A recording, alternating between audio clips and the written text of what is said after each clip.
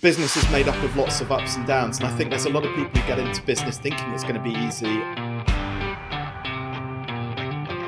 Today on Business Growth Talks, we have Robin Waite, who is a business coach, best-selling author and keynote speaker and founder of Fearless Business, a coaching accelerator that helps consultants, coaches and freelancers double their income while reducing their workload. With over 20 years worth of entrepreneurial experience, Robin has guided thousands of business owners through one-to-one coaching, group programs, workshops and keynote talks.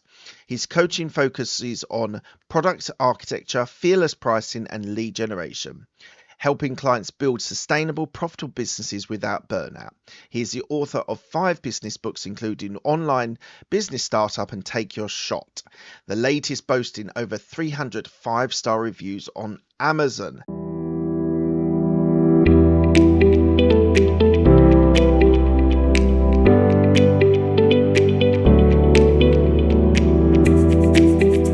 Hello, Robin. How are you today?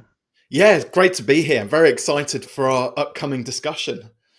Yes, I'm really excited about it. We've got so much to talk about. I really love the fearless branding that you've got, part of all of your accelerator, etc.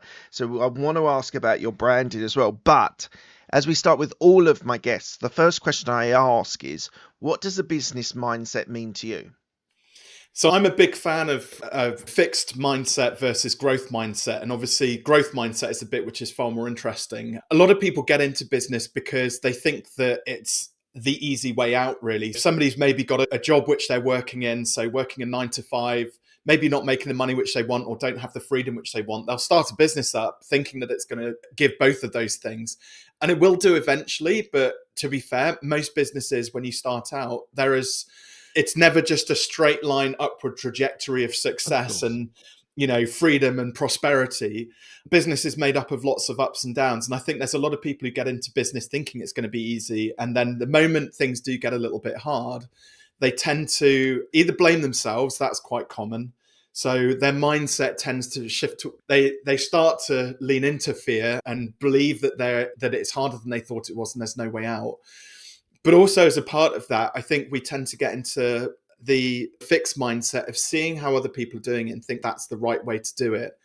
And a growth mindset is far more based around asking yourself, I guess, just open-ended questions to start to solve problems in a different way, a slightly more meaningful way. A lot of people, when they start business, they're very focused on, where's my next client? How do I get my next client? And it's a very closed question. But if you asked yourself a question of if I needed 1,000 leads within the next week, what would I do? Oftentimes it means you'll end up doing or coming to very different conclusions than you would do it by doing it the same way that everybody else is out there trying to market and sell their wares. So you've got to have a very open mindset. You've got to have not be attached to outcomes. You've got to do the work irrespective of, whether the business is going well or not, whether you're making sales or not. There is still work that needs to be done.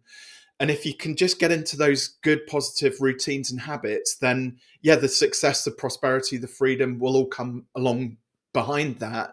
But you've got to do the hard yards initially.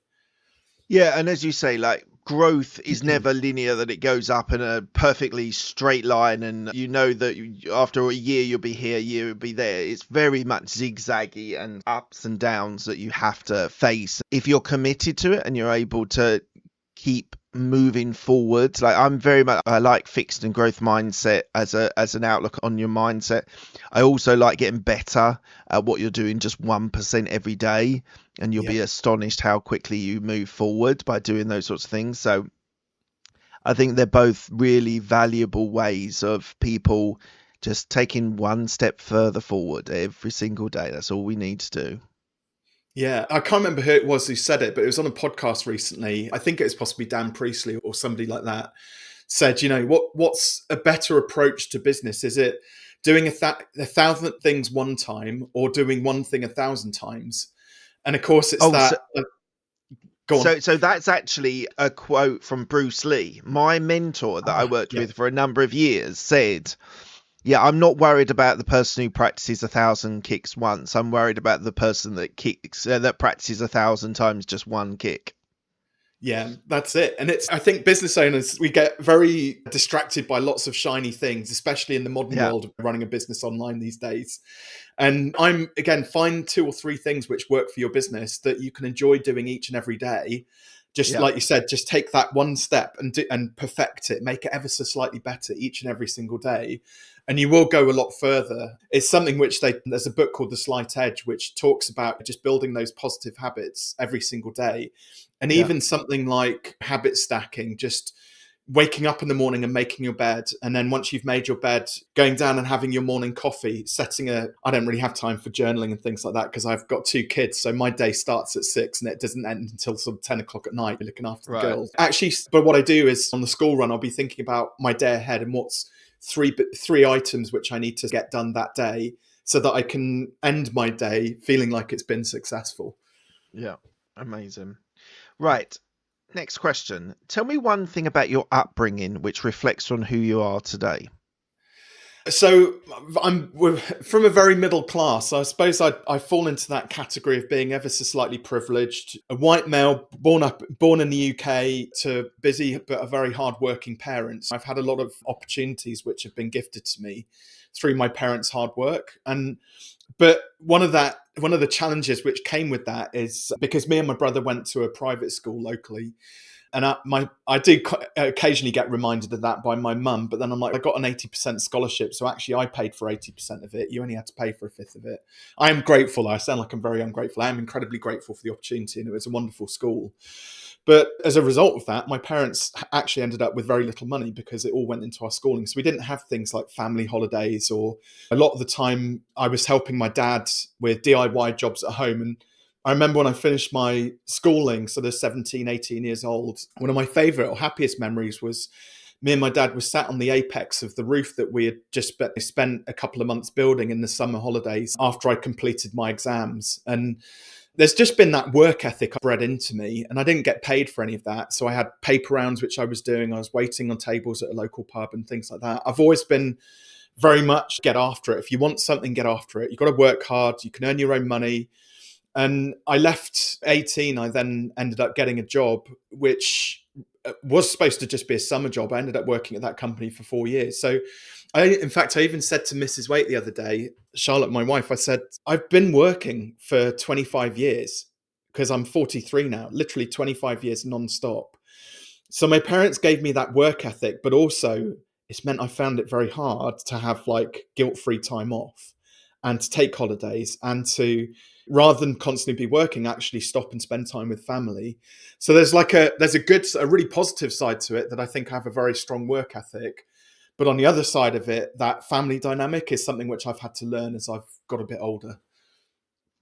Yeah, I get that. I get that. And I think working hard is definitely not a bad thing. It can build your business, you can grow, and that's obviously, as you say, like the hustle element of starting a business and running a business is absolutely right. But I believe that breaks and time off. So we, in my family, we do holidays, we do getaways. It's probably one of our sort of largest expenses that we actually do go to some places, partly for experiences, and experiencing that stuff with your children I think is incredibly important, to give them as many varied and different types of experiences as they can do. But I do get it, like there's almost a guilt of taking time off and spending time not related to your business if it is that important to you, and obviously your business is that important to you. Yeah, it's taken a long time to erode that work ethic and not replace it with something else, but have these other family values and spending time. I see guilt-free time off as being a muscle which you have to exercise. And I probably had to exercise my guilt-free time off muscle for about 3 years before I could do it where it was easy and effortless. And I Right. didn't get that feeling of guilt.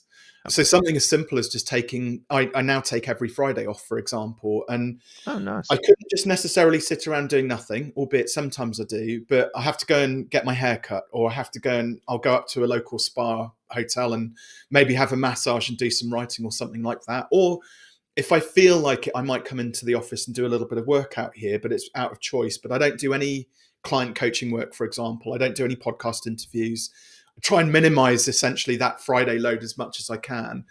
What was really interesting though, when I started, or since I've started doing that, and these are some of the benefits of learning how to do this, achieve like guilt-free time off, is that all of a sudden your brain gets out of that very stressed mindset where you're constantly trying to problem solve. Yeah. And you give yourself time to relax. And most of my creative ideas now happen at sort of Friday afternoon or Saturday morning, because I've had that space on the Friday just to let all the stress hormones leave the body, and that the week just to say goodbye to the week and ease into the weekend. So a lot of my sort of creative ideas around content and ideas for my YouTube channel and various other things like that tend to form over the weekend. And then I just jot them down now and make sure they're there ready for me when I come back to work on Monday. But it took me a good sort of 17, 18 years to get into the habit of like actually gifting myself that time off.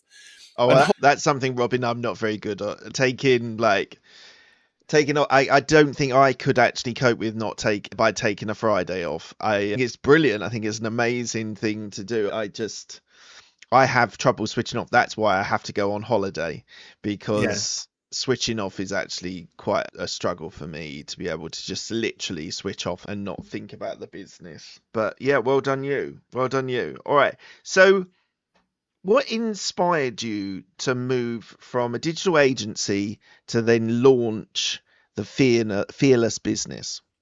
Yeah, there's a bit of a backstory behind this. I'm not sure how much Cool. about this. So I ran the agency for 12 years, and it was a good little local agency. It wasn't huge, but we got to about just over 220,000 turnover in our biggest year. I had a small team of 4 people, possibly slightly dysfunctional because they were managed by me. I'm good with business, but I'm not a people person, if that makes sense. So I find it hard to manage people, but we got by.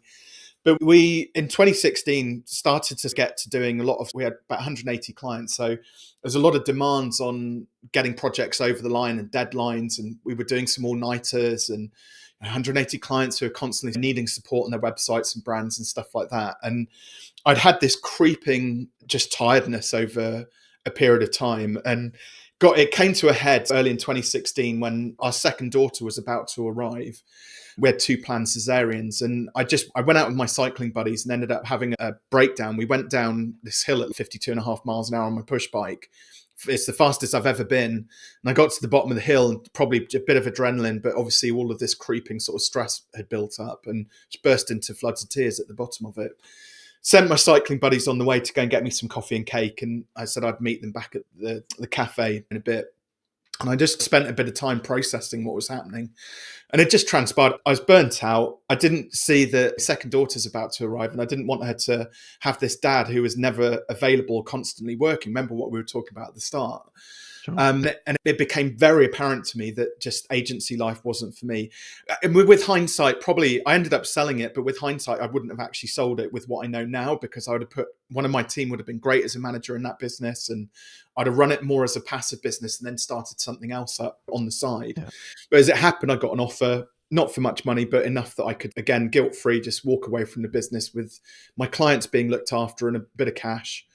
And then I started going to networking meetings after I'd taken a bit of time out with family, and just to get back into the business scene, really, and started telling my story. And people, oh my God, you sold an agency. Could you tell us, like, how do we do that? And again, there's a theme here. There's not a lot I won't do for coffee and cake, Mark. So they'd buy me coffee and cake, and then I'd do a bit of informal mentoring and share with them what I'd learned about growing and scaling an agency. And I'd started to productize our service and elevate our prices. So some of the things which I help people with now, I was doing in my agency back then. Quite innovative what we were doing. And eventually it got to a point where I was doing speaking gigs. I was doing some consulting work as well. And my first book started to really take off. And I had to formalize it.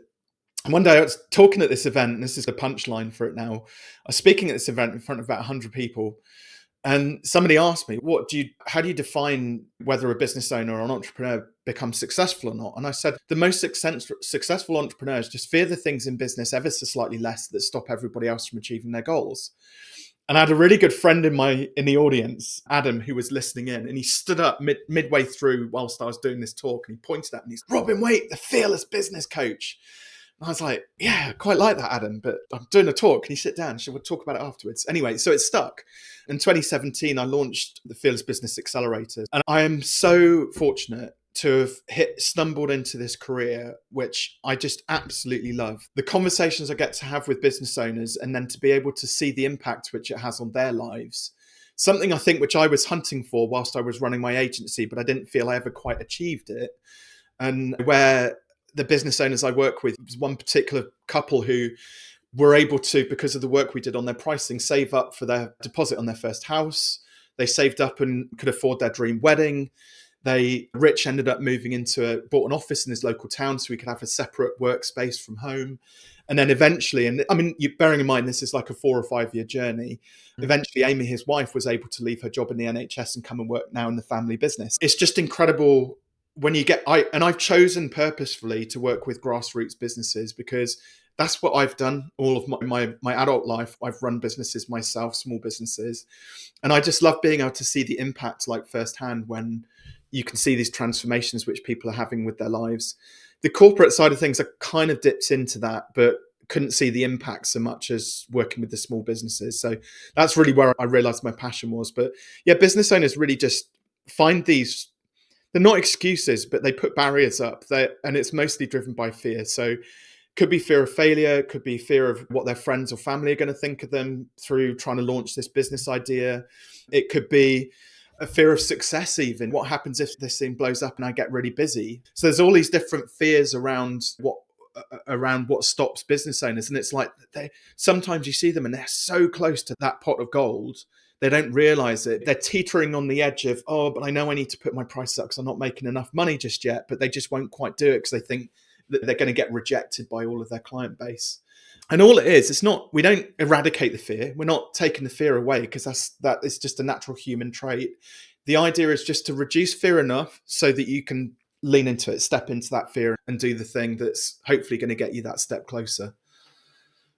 Amazing. Thank you for sharing that. I want to talk about reducing their workload, increasing their income, but I want to first talk about this accelerator, the Fearless Business Accelerator. Why don't you tell me about what types of businesses that you get into your accelerator and how that's structured? Because people who are listening and watching might be interested. Yeah, absolutely. Initially, it was just really freelancers and creative agencies, because obviously that's what I'd done for the bulk of my career. I started off working with a lot of freelancers, and then because I'd done a bit of consultancy work, some consultants joined, and then as my coaching practice has grown, other coaches have seen what I've done and they want to emulate that as well. So now there are 3 kind of main clients that we tend to work with. The common thread between the coaches, consultants, and freelancers are typically that they're charging per session or per hour. And our goal really is to help them, rather than sell something based on what they do, we encourage them to structure their offer based on the results or outcomes their clients get from the thing which they do. And we notice that when we can get them to that point where they've productized their offer, that they will typically 2 or 3x whatever their hourly rate or per session rate was previously. And otherwise what happens is you end up in this thing called, I call it the sales cycle of doom: sell, deliver, sell, deliver, sell, deliver, where you're constantly trying to sell more hours or more sessions. Mm-hmm. And when you package things up and you sell it for more money, it's like all of a sudden the universe opens up because you have more time to deliver a better quality product or service. So those are the sort of main things that we help people with: productizing the service, give them more confidence around their pricing. So how do you articulate the value of what you do to your clients? And then obviously sales as well, because once you've got a better offer or a different offer and it's higher price, you have to sell it slightly differently as well. And how we actually deliver that, so it's as a group. So I love, one of the things which I sort of missed when I sold the agency was this sense of community I built up, because we did have lots of clients and I did lots of networking, things like that. And that all went the moment I sold the agency. So we run the Fearless Business Accelerator as a group program. We do weekly coaching calls now, 7 to 8 weekly coaching calls a month now with our clients. We have a wonderful community on WhatsApp as well, where people can ask the coaches questions 24/7, but also network and share their wins with all of the other people in the community. And yeah, primarily our goal is, it's a bit crass, but we want people to make some more money, but we also want them to have a bit of fun doing that in the process as well. Because otherwise, what's the point? Like, life is too short at the end of the day. You don't want to just be a workhorse for 30 years and then not feel like you've achieved something with that. So our goal is this bigger thing at play where we want people to really feel like they've achieved something. So that we have listeners who are coaches, and I'm interested in what you mean by productizing their offering, because Yeah. as you say, lots of people, coaches, are still charging X number of pounds or X number of dollars per a coaching session. So how do you actually make it into a product that they can sell? Yeah, great question. So essentially, productizing a service, there's 3 steps to it. So the first one is identifying the dream outcome that you deliver for your clients. What's the result they're looking for? Can that be, and I'll give some examples of this as well in a second, can that result be delivered in a fixed period of time? And then the third one is, can you also do that for a fixed fee? So if, let's say, for example, you had a fitness coach. So they help people with, I don't know, nutrition, so diet, exercise planning, and various other things like that. Bit of accountability, perhaps. And let's say they're charging $100 a session. The first question I would ask is, why do clients want to come and work with you? Because quite often it's not because they want to do more exercise. It's not because they want to eat fewer calories. It's because they have another reason. It could be to drop a dress size or two before they get married. It could be because they're middle-aged man in their 40s, busy with family life, and he's just eaten a bit too much sugar and wants to get rid of that bump on his belly. It could be because they've got an Ironman coming up that they want to train for, or a 5K or 10K target which they want to hit. So first of all, we focus on what is the dream outcome that you're selling for your clients and try and articulate that.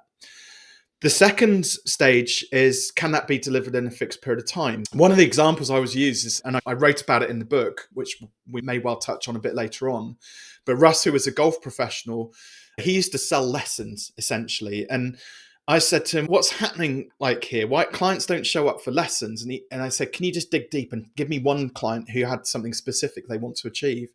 And he told me this amazing story about this guy who just got a new sales role at this big company. And his first assignment was to go and play 18 holes with the CEO of the company. So I just want to hit like straight down the middle of the first fairway as far as I possibly can do, and for the CEO to actually notice me. And so we ended up with Russ, the golf pro, we ended up developing 5 packages around driving further, chipping around the green, lowering your putting average, lowering your handicap overall, and something else. And so it was very much focused on these outcomes. But the time was interesting because the work, when I say, how long does it take you to deliver that result? There's 2 words which always crop up, and they're actually swear words here at Fearless HQ. And those 2 words are, it depends. Okay. The reason it depends is a problem is because you're probably doing too many things for too many different types of people. So there's too many variables within your business. And the idea is that if you niche your product, so you productize your offer, and then niche your market, so you do it for a specific person, the goal is to do one thing really well for one specific type of client. And if you do that over and over again, remove those variables, the time frames that those results happen in start to become far more predictable. So let's say, for example, go back to the fitness professional and they do, I don't know, it's a 6-week program and they do 2 weekly sessions. So 12 sessions overall, and they're charging $100 a session. What we want to do is, first of all, we're not interested in increasing the price just yet, but let's sell it as a package for £1,200 or dollars. Right. So it's a fixed fee. Now, what happens? So they might say, "Oh, but if the client doesn't show up, or if they miss a session, what happens then?" And what if we get to the end of the 6 weeks and we haven't got the result? The package that you're selling is tied to the outcome. So let's say somebody wanted to drop £12 over the course of 6 weeks, and they've only dropped 10. You could offer to work with them for the next week or 2 weeks for free until they've hit their target weight, but it's for the same price. And then, that it depends. I don't want to do that because if I have too many clients like that obviously if a majority of clients aren't hitting their target in 6 weeks, maybe it needs to be an 8-week program or a 12-week program so that you stand a greater chance of achieving those results with the majority of the market. So the fixed time period is really important. And then obviously we've got fixed fee. So we start off by charging that fixed fee $1,200. And this is where it gets interesting because all of a sudden people start to think about, how can I systemize this process to get this result with clients? What extra support can I put in place in order to guarantee that result? What do they need? WhatsApp support? Do they need extra mindset sessions in between? Shall I set them up with a nutritionist to talk about their diet? So they start to come up with these really creative ways to start to guarantee their results. And then we can talk about price. And for me, you've got to sell that package and get used to saying that big number first. When you can do that, I do this thing called a reverse auction, a pricing auction. And so we go, okay, are there any personal trainers out there, fitness coaches, or who maybe charge $3,000 for doing what you do? And normally they'll go, oh, yeah, there are. Do you think maybe at some point in your future you could charge $3,000 for this? And they go, not now, but maybe, I don't know, in a year or 2 years' time, once I've got some results and testimonials. So what we've got now is this thing called pricing bandwidth. And do stop me, Mark, at any point if you want to dive into any of it. So a lot of people, when they look at pricing, they're thinking of it in a very binary way. It's too cheap or too expensive. It's yes or no, I'm in or I'm out. But actually pricing is very fluid. It operates along this bandwidth. What we might establish with that fitness coach is you were thinking of 1,200, but there's a future you that could be charging 3. Are you not seeing now that maybe 1,200 is too cheap? And you get that acceptance. Yeah, maybe it is too cheap. And then we start going through the gears with the numbers. So I normally would do like $1,500, $1,800, $2,200. And then they get that gut reaction, which happens, right? Where they go from just inside their comfort zone at $1,800 to just outside their comfort zone at maybe $2,200 for the package. And it's up to them how they choose to play at that point, whether it's just inside or just outside their comfort zone. But what's going on there is the difference between the head and the heart. So when we set our prices, generally we set them with our intellect. We try and use our knowledge. We look at our competitors and see how much they're charging, and we maybe run some basic numbers and see what the market might be willing to pay for this product or service. But our heart, because we buy 9 times out of 10, we buy based on emotions. Our intellect undervalues us because we bring in reasons as to why we can't charge that much. And we find it hard to reinforce why we should charge more. So when we go through that auction and we get that gut reaction, that's the subconscious telling us that we're too cheap and this is the price we need to be charging. And then I normally have some fun at this point with clients. So we've got dream outcome, we've got fixed period of time for the package. We know now the price is going to be $1,800 for it.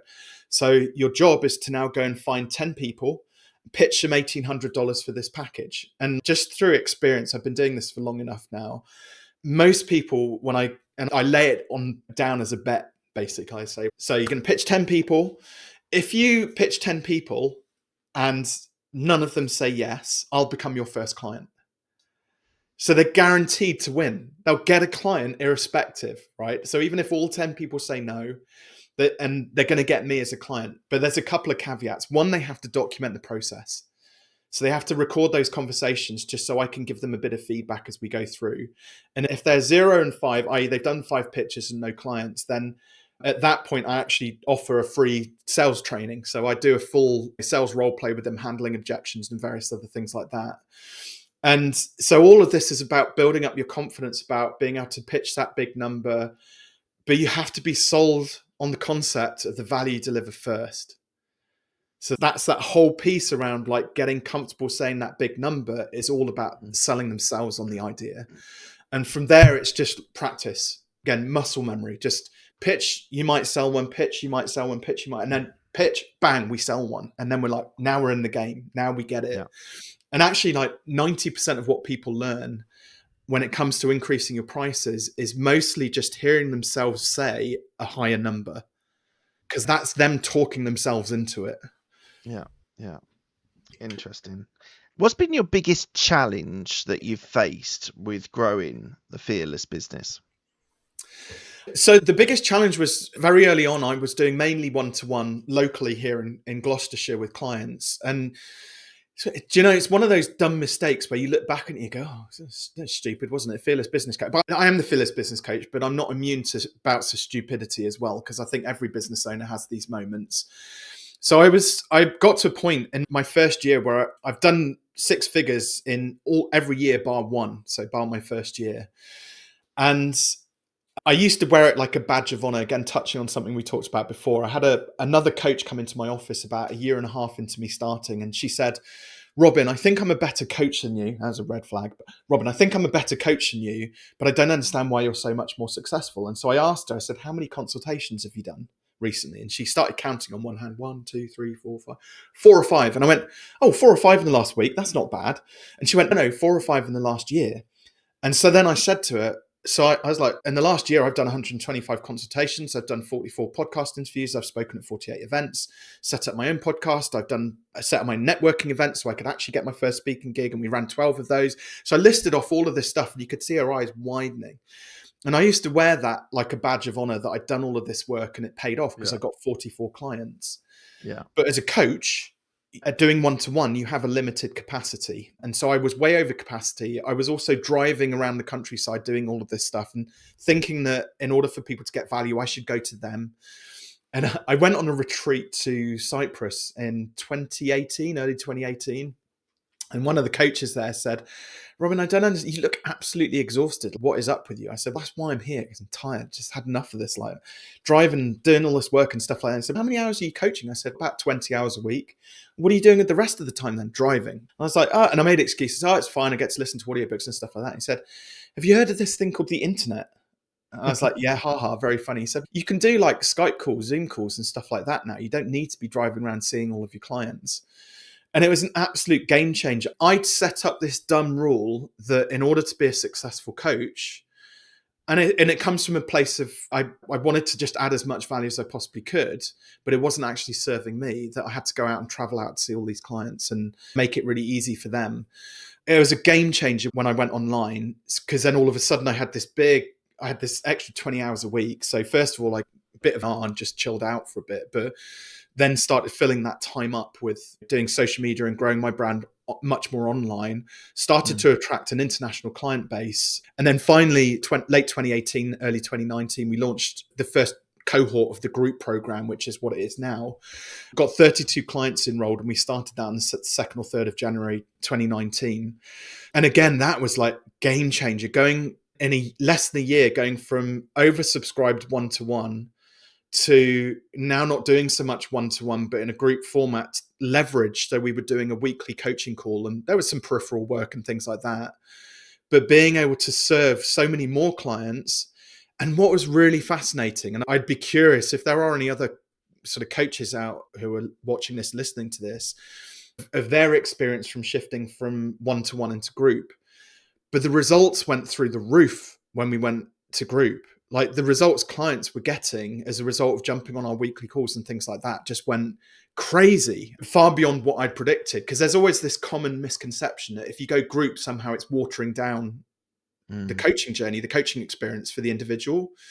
But actually, it's that very much that mastermind effect, and where people are happy just to, we'll get a few people in the hot seat, but a majority of people are just sat there watching and observing, and they'll be asking themselves the same questions that me or the other coaches are asking, and listening to the other person sharing their insights and thoughts, and learning from that. So that mastermind effect is a game changer. But just some of these dumb rules I think that we create for ourselves as entrepreneurs that we end up sticking to, that just end up like crushing us. Out. I'm just going to talk about burnout, because it feels like you've had 2 episodes of burnout, and there might be more, I don't know, but that whole ethos of just working yourself to the bone and getting into burnout, are you now better aware of what burnout is for you and how you're able to manage that? Yeah, so full disclosure, in August last year, I got diagnosed with something called a subependymoma, which for the non-doctors amongst us, it's actually a grade 1 tumor on my brainstem. I consider myself, I'm very fortunate, but it sounds very serious. It is serious, but it's one of the best kind of brain tumors you can get because it's very slow growing and benign, but it's about the size of a peanut. But what's happened is that I completely changed my outlook to business and life in general anyway. I see it as a massive gift, because there was a lot of stuff that I was so focused on my business that a lot of other stuff didn't get a look in. But also there was also things that I was putting off, like not doing because you think you're going to live forever. And it forced me to actually put a stop to this constant frenetic, like always being on, and forced me to possibly be a little bit more selfish, but selfish because if I am looking after myself, then actually I can serve more people. So I had that piece of awakening. I think the word selfish is the wrong word. It's more self-care. Yes. Because if you're not looking after yourself, you are going to burn out, and you can't support anyone, can't help anyone, can't build your business. So I feel personally quite strongly that you shouldn't use the word selfish, use self-care instead. Yeah, so that's accelerated that process of self-care. But yeah, I've had three big sort of stages of burnout in my life, my adult life. There's an interesting kind of, there's 4 stages of growth actually in business, which is very cyclical. And these 4 stages, I'll summarize. I don't want to, it's just a slight diversion possibly from the topic, but it is useful because it will help other business owners to see some of the warning signs as well. Because again, it goes along with that thought process, Mark, that business growth should be, or business trajectory should be, straight line upwards with no peaks or troughs in it. But the 4 stages in growth, my agency, we went through these 4 stages 3 times. And then in my coaching practice, I've been through it twice actually. So the 4 stages are, we have a period of incline, and then we have this period of consolidation where things are good. Clients are well behaved. Our team are performing well. The business is profitable. Things just go smoothly. It feels like everything's fun and you have that free time. So most businesses will just bob along at this kind of nice consolidated pace. And then all of a sudden you start to hit this period where it feels like almost like imposter syndrome. It's been too good for too long, and you're wondering when the wheels are about to fall off. And you can start to see an increase in problems with clients. You can start to see an increase in problems with your team. Maybe business suffers a little bit and you start to lose a bit of profit or not make as much money as you'd hoped you would do. You start to get a bit tired because you have just been going along at the same pace and things aren't really improving, but they're also not really getting that worse. And then all of a sudden what happens is, so that's stage 1, consolidation. Stage 2 is we get this phase of complacency almost, or worry. Stage 3, we hit the fear zone where now it's backed up by evidence that things go wrong. And it's never like one thing which goes wrong. It's like buses, isn't it? 3 things, 4 things, 5 things. They feel like they're just compounding, and just everything that could go wrong goes wrong at that point. And you lose all of your rainy day funds, and clients are leaving in their droves, and your team member gets up and goes and works for one of your competitors and everything else. And what happens during that time is really fascinating. And I remember I've been there 5 times now. So 3 times in the agency, twice in my business, where I've hit that fear zone. It forces you to innovate. It forces you to create and solve problems in a really creative way. And your business ends up getting better as a result of that. So you end up having and this is stage 4, this breakthrough. Your business, all of a sudden, it goes up, where you were consolidating here, you have a breakthrough which pushes your business through that next phase of growth beyond where you were before. And then you hit another phase of consolidation. And so I actually purposefully now, and this is going to sound very counterintuitive, because again, it pays into that fear of, we have this natural fear around things going wrong. We try and control everything, and we think that business should run smoothly. So we fear like the business breaking. I purposefully break stuff in my business now, Mark, because it forces me to innovate and fix things and make things better. And like, I want to stay in the fear zone now for as little time as I can possibly manage. Like, the faster I get in and out of that dip, the faster I'm going to experience that breakthrough, which gives me the next sort of step on with my business. So a good example of this, I guested on a podcast with a guy called Ali Abdaal. I don't know if you're familiar with him. A YouTuber. So he's got 6 million subscribers. Yeah. And I knew it was going to be big when that went live. So that was August 2023 that went live. And I got 1,500 leads in the first 90 days after that went live. Most of those in the first sort of 4 to 6 weeks. I shipped 600 or 700 physical copies of my book signed to people who are requesting it from all 4 corners of the globe. And my systems imploded. I'd never dealt with that many leads or inquiries before. And so rather than try and run around like spinning these plates and plugging holes in my leaky bucket and very quickly heading for another phase of burnout, and it was during August, which I planned to take that month off anyway to spend time with family, I switched everything off. And you'd think with all of these leads coming in, that would be a really dumb thing to do. But the moment I switched it off, an inquiry would pop in, and then I would just focus on that one inquiry and follow the breadcrumb trail of it through, like each of the steps. And what I realized was, and this is just one very specific example. So I used to do a lot of one-to-one sales calls, consultations with prospects, even bringing them into the group. again, over delivering. I wanted to make sure I met them personally and things like that. But I had all these people booking these calls. I was like, who just weren't qualified. They weren't best fit for my practice. And it was driving me a bit crazy. And I don't mind, because like I knew these people wanted help and they appreciated the time they got to spend with me, but I couldn't cope with it. And I realized when I switched everything off, at some point, I don't know why, but my sort of application form and my diary, I'd smushed together. So anybody could book into the diary and then fill out the application at the same time. Just really simple thing. When I switched it off, I was like, those two things are smushed together. What if I separated them out and broke that down as two separate steps? Yeah. Big breakthrough, fixed everything, completely changed the way that I run my customer journey now. So they have to apply, somebody has to apply first. They have to qualify for a call. Now we run the calls in a group format as well, especially when I get particularly busy. I'm a little bit more flexible when it's quieter, but when it gets particularly busy. So that one thing of just, right, throw the toys out the pram, scrunch it up, throw it in the bin and start again, saved the business during that particularly busy time. And I think business owners don't do this enough. They don't purposefully just break stuff and then have a bit of fun fixing it. Yeah. Interesting. Do you have a coach? Have you had coaches? What's your journey with people coaching you? So, yes. The short answer is yes. I've pretty much always have coaches, or I'm part of masterminds or things like that. I have mentors around me. What started me off in the coaching journey, actually, I had a life coach during that transition period when I was letting the agency go, and he helped me transition through that journey.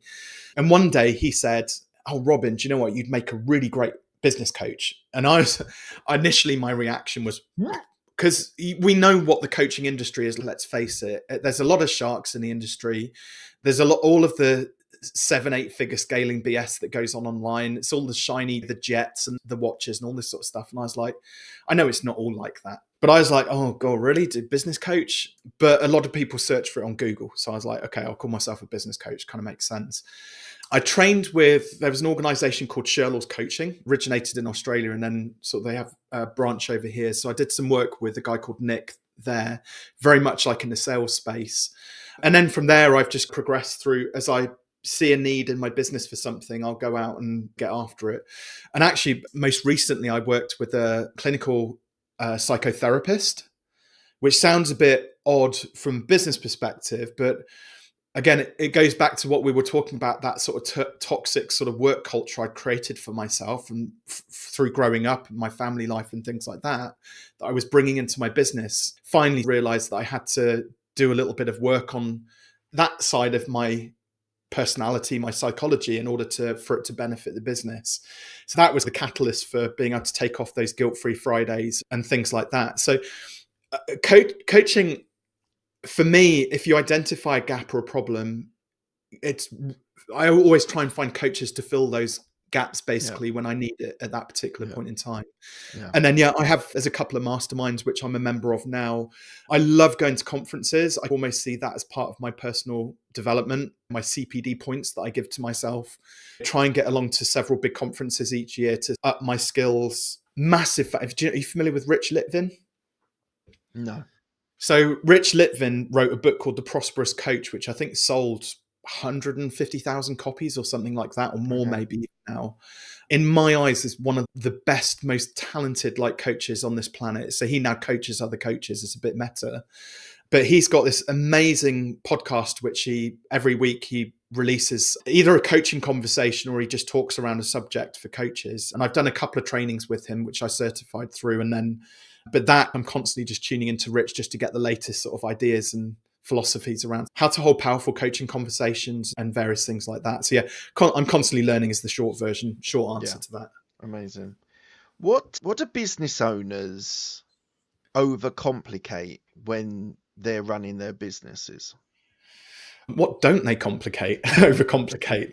Parkinson's law, my interpretation of it, or one of my interpretations of it, is if you give a 2-hour task 8 hours, you'll make it 4 times more complex to fill up the time, essentially. And I think business owners are very good at doing stuff like that.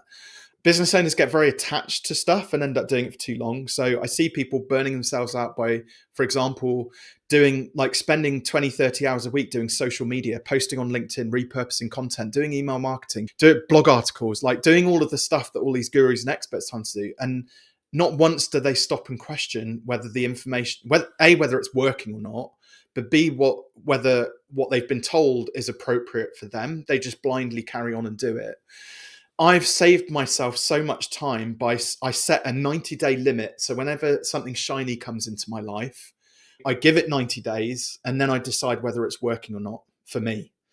And if it's not, I bin it off and I either take the time back, which is the most common option for me, or I maybe try and find something else that, again, depends on the purpose. But for me, I've always come back to like podcast interviews, speaking in my books. Those three things work for me marketing wise. Every time I've deviated away from it, I've ended up just getting really tired. So that's probably quite telling. Yeah. What's the plan for the next 2 to 5 years for you and your business? So I've been thinking about this a lot, actually, over the last couple of years. There's a guy who came into my life called Simon Squibb, and his strap line is "What's your dream?" So he does these street interviews. I know Simon. Yeah. And because I've heard that question so many times now, I keep asking myself that question. So one of the things that's really important to me is that people who want to start up a business or grow a business, if they're in the early stages, and I know this is contra to me being a professional coach and getting paid for what I do, but I genuinely believe that there is not enough good quality business advice available to people who are just starting out. They have to go and search for it on YouTube and blogs and all these other places, maybe watch TikToks and stuff, but there isn't a structured process for people to go through when they're starting a business up and want to grow it. So my dream is I want to build the world's best business startup course and make it available to everybody for free. I haven't quite figured out all the moving parts of that yet, but I've got the structure for the course starting to come together. There's going to be a really nicely designed workbook that's going to accompany it. There's also going to be coaching calls and things like that available. So in effect, it will probably be a version of the business accelerator I've got now, but I want it to be more available to the mass market. But I have this constant, like, I'm in that, I don't have $100 million or whatever like Simon Squibb's got. Can't just build this stuff and do it for free. I've still got a young family and mortgage to pay, like everybody else has, albeit I have a second business, which is doing quite well. And if that continues to accelerate, that's going to fund this sort of dream coming to life. What's that business?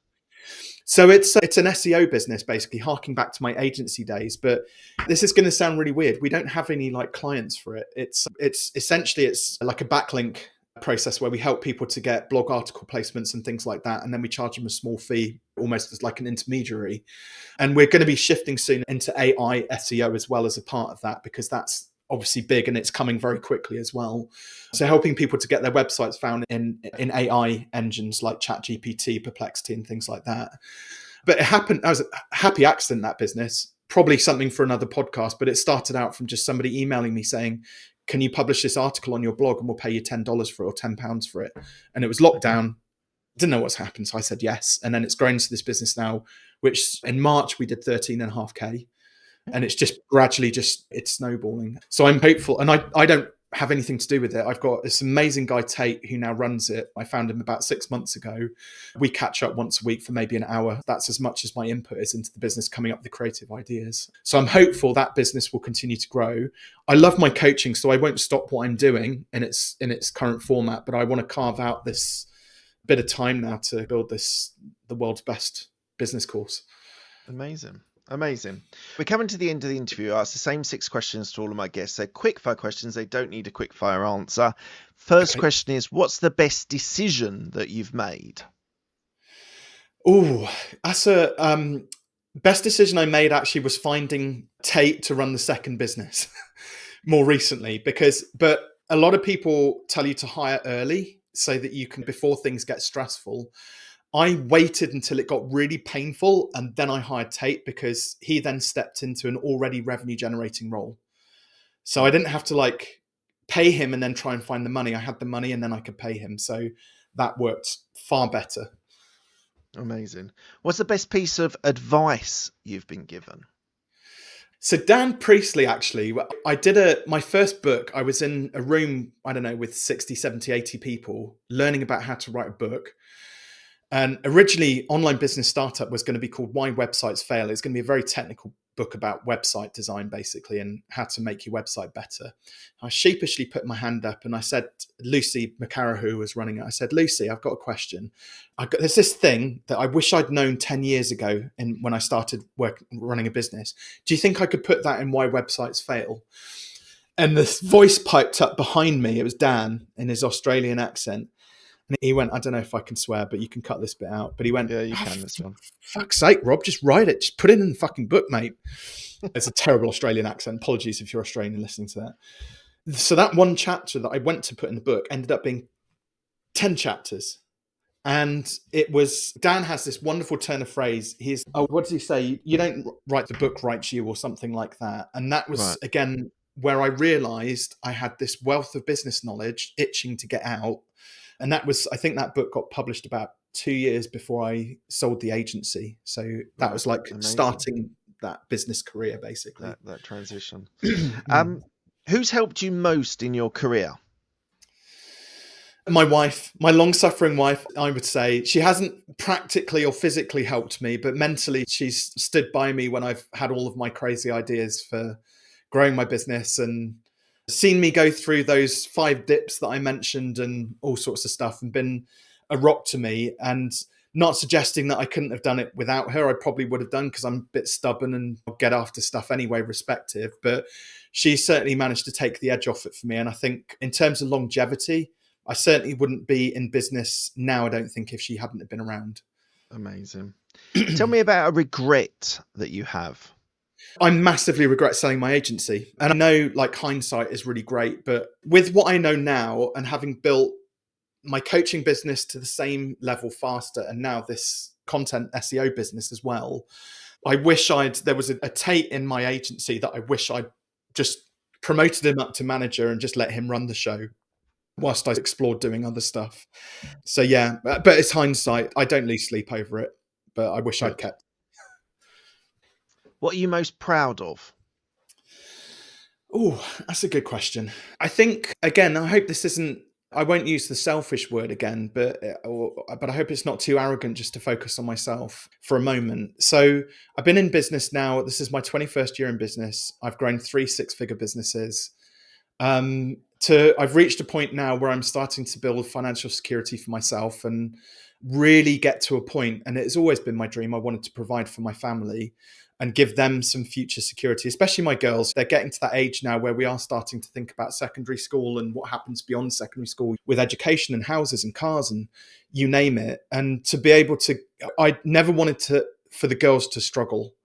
And I feel for the first time probably in my life now that I'm in a position where Charlotte and I can really give the girls a great life when they turn into, not just when they turn into adults now, until through turning into adults, and give them a really good positive start. And I think, not suggesting, my parents did the best with what they knew, but they didn't understand entrepreneurship.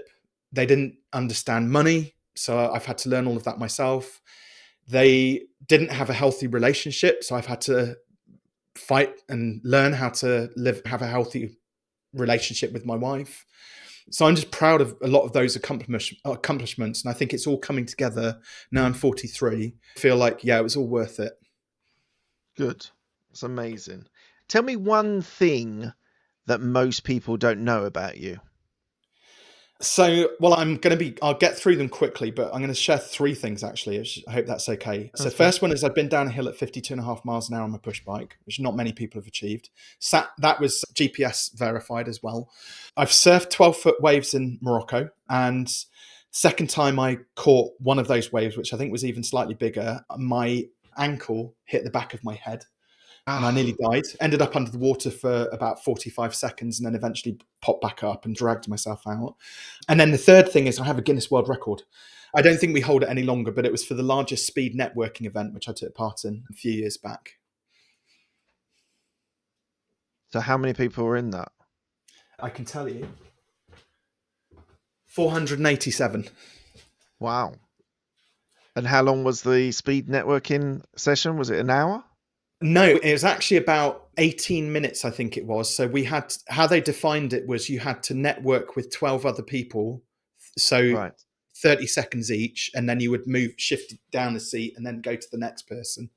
Right. So And that yeah, was face to face. That wasn't online. that was face to face at the Mermaid Wow. Theatre in Okay, London. that makes it even more impressive. Yeah. Sorry, I thought it was online initially. So No, this was face to face. It was a Dan Priestley thing. So he used to do these amazing events called Brand Accelerators with a few hundred people there and several speakers. I went to 13 of these, and actually it was one of the last ones that I went to where we got the Guinness World Record. congratulations. And what does legacy mean to you? So something I touched on in answer to one of the other questions, just giving my girls a good start, as good a start as they possibly can do, and being able to make sure that they're, when they turn into adults, young adults, that they are ready and prepared to meet the world head on and actually do some of the stuff that I didn't get to do. Business wise, part of the reason why I write books, why I do podcast interviews, why I do YouTube videos and things like that is because those will live out there on the ether ad infinitum after I've gone. And it would be wonderful to think, one of the books I'm working on at the moment is on pricing, purely just on pricing and money mindset. And it would be and if I've designed it in a way that hopefully will be timeless. And I would love to think in 100 years time that somebody is there with a dog-eared version of my book, or maybe it's getting quoted in ChatGPT or something the equivalent of it. And people are referencing that book as the go-to pricing book. It's just something that outlives me. I'm not really fussed what it is, just somehow make the world a slightly better place. Amazing. And lastly, where can people find you if they want to find out more about you or your business? So YouTube is probably the best bet. So I'm regularly 2 or 3 times a month now putting up videos around some of the topics we've talked around. But I have got a gift as well, Mark, for the listeners or viewers as well. I've got some signed copies of Take Your Shot, which need some homes. So if people want to get hold of one of those free signed copies of it, anywhere, wherever you are in the world, I'll happily sign it, post it. Just jump onto fearless.biz/TYS for Take Your Shot. Thank you. Thank you, Robin. Thank you so much for your time. It's been an absolute pleasure interviewing you and learning your business ethos, your business values and things like that. It's been incredible. Thank you so much for your time. My pleasure. Thank you, Mark. I really hope you've enjoyed that content. It's a really fascinating interview that I've done there. So please do, if you are enjoying this content, please do give it a like. Please do give a subscribe. It'd be really good to boost the subscriptions. It really makes a difference to the algorithm in YouTube. So thank you for that. If you do hit subscribe, hit the bell icon and you'll get all of the content. You'll get notified when all the content is available. Thank you so much for your time. It's really appreciated. Thanks a lot.